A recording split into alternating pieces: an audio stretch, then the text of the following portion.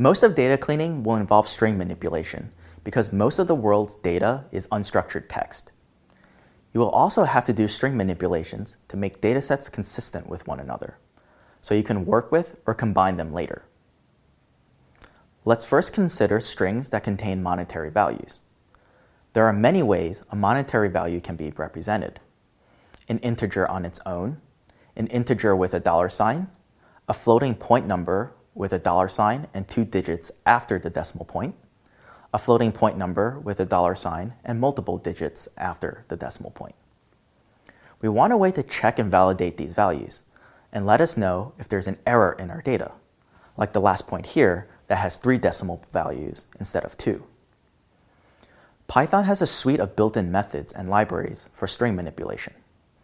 The RE library for regular expressions is used for string pattern matching.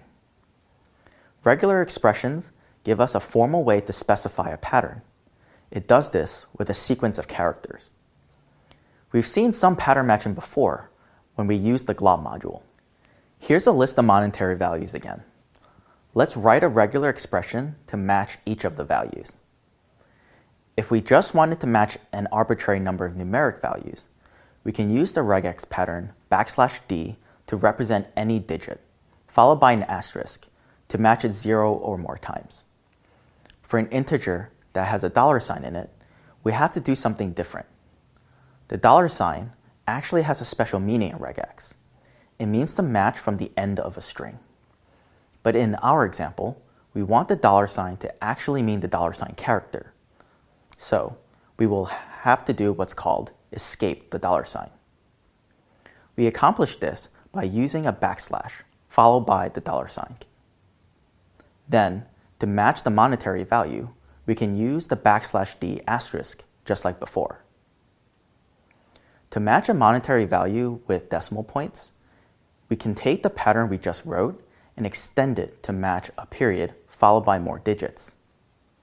The period, like the $sign, has a special meaning in regex.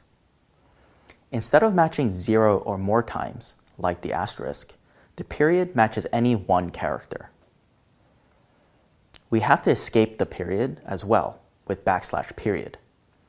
Then, to match the decimal values, we can use \d asterisk.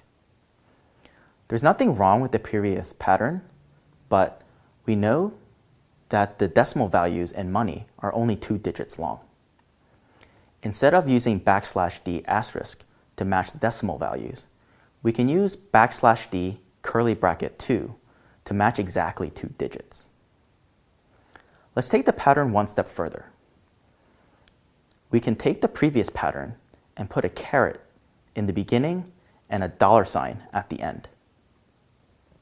The caret will tell the pattern to start the pattern match at the beginning of the value, and the $sign will tell the pattern to match at the end of the value.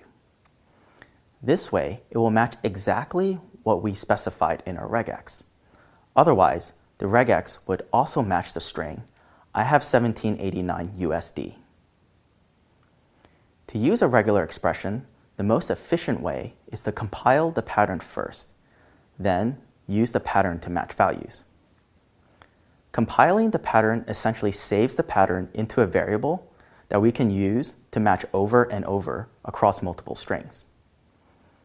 This is useful when working in pandas because we typically want to match or validate values down a column of values. To use a regular expression to match monetary values, we compile and save the pattern with the compile function as seen here. We can use the match method to match the pattern to a string by passing the method the string we want to match.